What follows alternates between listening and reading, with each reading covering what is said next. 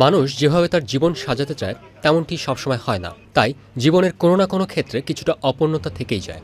এবার চারুকলা আসরে শিল্পীরা তাদের শিল্পকর্মে এমন দৃশ্যই ফুটিয়ে তোলার চেষ্টা করেছেন। পারফরমেন্সটা হচ্ছে আমি প্রকৃতি দেখব, দেখার পরে যেই জিনিসগুলো মানে প্রকৃতির সাথে মিশে যাওয়ার চেষ্টা করছি, করার পর ফিরে এসে সেই প্রকৃতিটা যেন আমি নিজে ধারণ করতে পারি, এ কারণে একটা ধ্যানের মধ্যে দিয়ে যাচ্ছি।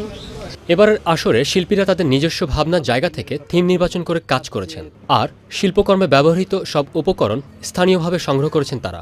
তো আমার কাছে আসলে জানলাটা অনেক মানে যখনই জানলার কথা ভাবি তখন আমি নস্টালজিক হয়ে যাই প্রায় সময়, যে জানলাতে বসে বসে আমি বিভিন্ন রকম চিন্তা করি। তো সেই কনসেপ্ট থেকে এই জানলাটি তৈরি করা হয়েছে।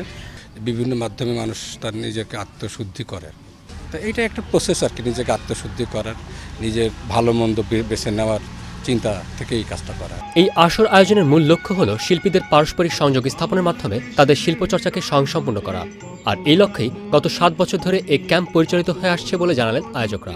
5 দিনের ক্যাম্প হয়, এটা শেষের দিনটাই ওপেন ডে।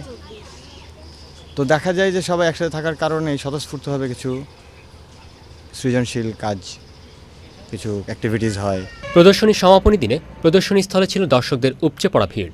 দেশ বিদেশের চারুকলা শিল্পীদের নানা চিত্রকর্ম দেখতে ভিড় জমায় সব বয়সের মানুষ। আর্ট বলতে আমরা পেন্টিংটাই বুঝি, চলমান আর্ট যে এত সুন্দর, এটা আমাদেরকে খুব ভালো লাগছে, এবং এই সাদৃশ্য প্রকৃতির সাথে তার যে মিল, এগুলো তো মানে কুষ্টিয়াতে সচরাচর দেখা যায় না, এখানে অন্যরকম লাগছে, অনেক ভালো লাগছে।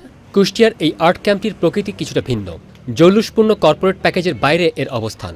মানুষের জীবনযাপন প্রক্রিয়ার সাথে শিল্পের সমন্বয় সাধনই এর উদ্দেশ্য। Desk report, channel I.